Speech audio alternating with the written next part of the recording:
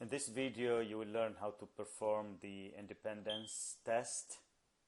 And let me tell you what the independence test is about.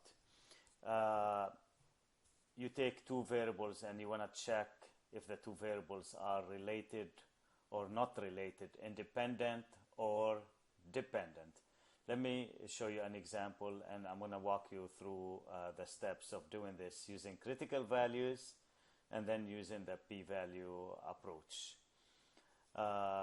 Is age independent of the desire to ride a bicycle? So one variable is the age, and the other variable whether a person will have the desire to ride a bike or not. A random sample of 395 people were surveyed. Each person was asked their interest in riding a bicycle, variable A, and their age, variable B. The data that resulted from the survey is summarized in the following table. This is called a contingency table. As you can see, they listed the ages in intervals, age 18 to 24, 25 to 34, etc. And the totals are the totals from each row and from each column, and the grand total is 395. Let me explain what 60 means. Means there were 60 people age 18 to 24 who said they would like to ride a bike, and there were 40 people age 18 to 24 who said they do not like to ride a bike. The question is there an evidence to conclude at the 5% level of significance that the desire to ride a bicycle depends on age? Here is how you state the null and the alternative, and that does not change from one problem to another. HO should always be the variables are independent, and H1 should be always the variables are dependent. Since we know what the variables are here, age and desire to ride a bike, I just write them down. Age and desire to ride a bike are independent. Age and desire to ride a bike are not independent, means dependent, and this is what the claim is. We need to find what we call a test statistic, chi-square sub 0, which is the sum of the square of the difference of the observed values and the expected values divided by the expected value. As I showed you in another video on how to find, the test statistic, which is the same for the goodness of fit, I'm going to walk you through the steps of doing that by hand. And then I'm going to show you how to use the calculator, and you will have the choice for this exercise to use a calculator to do it by hand. It's a lot of work, getting done by hand. But as you read the book and the interactive assignments, you need to know how this was derived. You will always be given the observed values only, and you need to find the expected values. There is quite a bit of work involved here in finding the expected values, so let me show you how to find the expected values.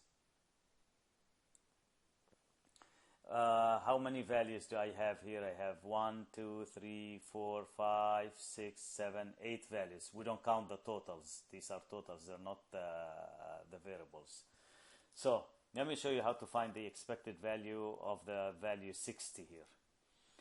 You will come to 60, and you will see, you will get the total that's of the row that 60 belongs to. The total of this row is what? 201. And what's the total of the column that 60 belongs to is 100. So you take 100, multiply by 201, and divide by 395. You will get 50.886. Then let me show you how to find the expected value of 54. The expected value of 54. What's the total in the row that 54 belongs to is 201. What's the total of the column? 98. So you take 98, multiply by 201, and divide by the grand total. This formula is derived from the expected value, which is the sample size times the probability. So it's very much the same thing. Let me, for example, take 40 and show you how to find the expected value. Okay, this is the second row. So what's the total in the second row? 194. Still in the first column, 100. So 100 times 94 divided by the grand total, 395. You should get 41.114. Okay, so you will do the same work for each one, and then you have 8 observed values. You will get 8 expected value, and then you align them like that. I just put them O's, the E's. Yeah, you cannot put them arbitrarily. Whatever expected value you got for 60, you have to put it next to 60. Then you do O minus E, As you can see, I've done the math already, the subtraction. Then what I did here, I took each difference and squared it, and 4.1 square, the 4.4 square, etc. Then I take each value in here and divide it by the expected value, 50.9, the second one 16.81 divided by 49.9. Now what is your test statistic, guys? Your test statistic is the sum in the last column. So we just add up the values, and the last column will be 8.016. I rounded the numbers to 1 decimal places. If you don't round, you're going to get a better answer. If you round to 3 decimal places, you'll even get more accurate answers. But for the sake of simplicity, I rounded to 1 decimal place.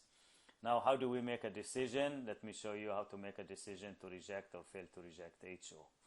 Again, just like the goodness of it test, this is a right tail test, so we have a critical value.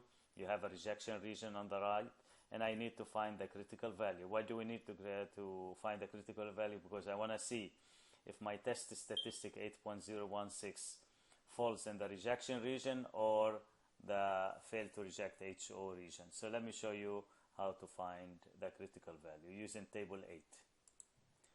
Okay, here is table 8. Alpha is 5%, and let me tell you what the degrees of freedom for the independence test is. It is the number of rows minus 1 times the number of columns minus 1. How many rows? I have a yes or no, so I have 2 rows. Minus 1 is 1, and number of columns, I have 4 categories, so 4 minus 1 is 3.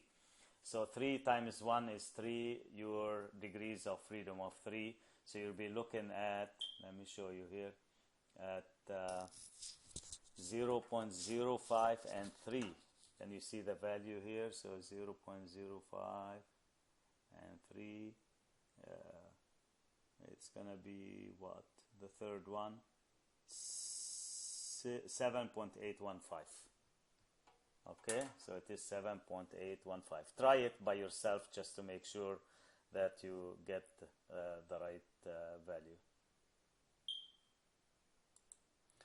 So this is the critical value at 7.815. Our test statistic is 8.016, which is bigger than 7.815, so it falls in the rejection region, so we reject HO. We reject the null hypothesis, and the conclusion is we reject the HO, then the claim is in H1. So there is sufficient evidence at the 0.05 level of significance to conclude that the desire to ride a bicycle depends on age. This is how you do the problem using critical values, doing it by hand. Now I'm going to show you a very easy way to do this using the calculator. We will be using a test called chi-square test. Now first of all, let me go back. You will have to list HO and H1, and that's it. And then I'm going to show you how the calculator can take care of the rest. The calculator will find the test statistic chi-square sub 0 and will find the p-value. Okay, and then we'll go from there. So let me show you how to find the calculator, to do this test using the calculator. To use the calculator, first of all, you have to enter the observed value in what we call an array, just like a table, similar to what we have in the exercise. So here's how you do it. This is something you might have seen before and maybe not, so I'm just going to show you how to do it. So you go to matrix, second. Matrix is just like a table. And matrix, oops, let me turn this on. Calculator is not on. So again, the calculator is on. You go to second and matrix. And then you go to edit right away. And then my matrix, how many rows do I have? I have 2 rows and 4 columns. Okay, so I click enter here,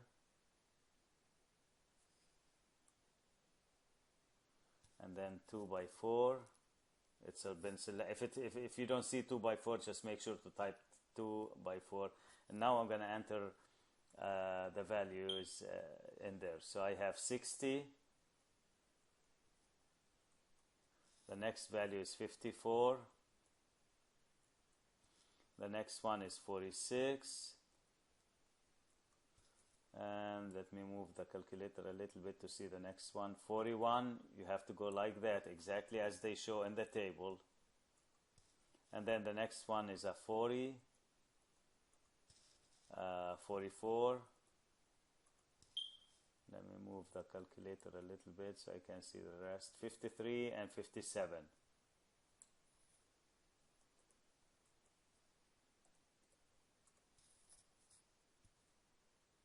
Okay, great. We can quit now. Second and quit. I got the data into a matrix, and let me show you how to perform the test. It's very easy procedure. You go to Stat, Tests, scroll up. It's a chi-square test. Enter.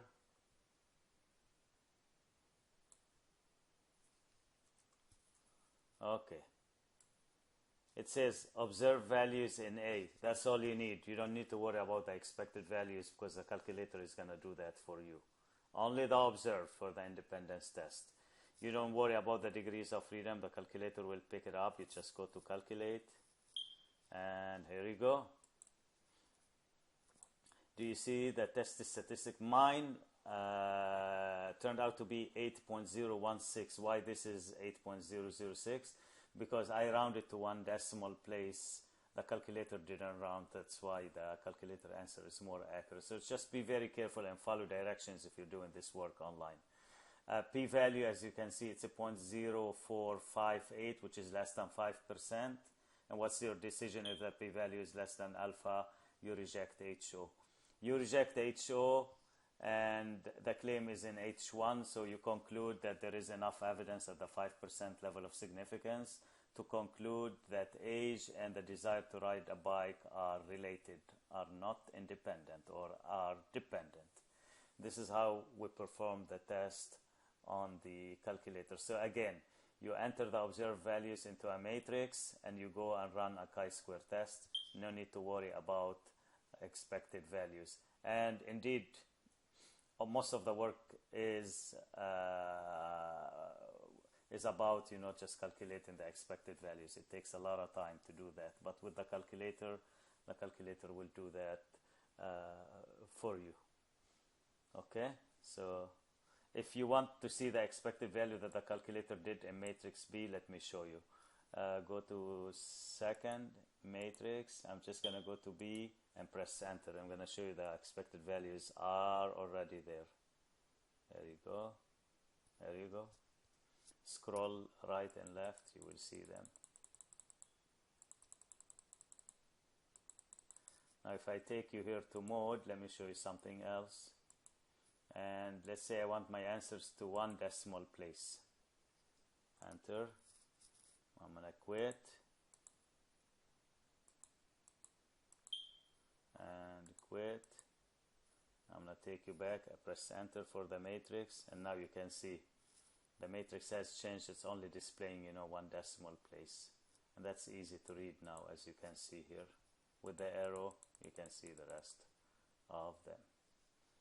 Okay.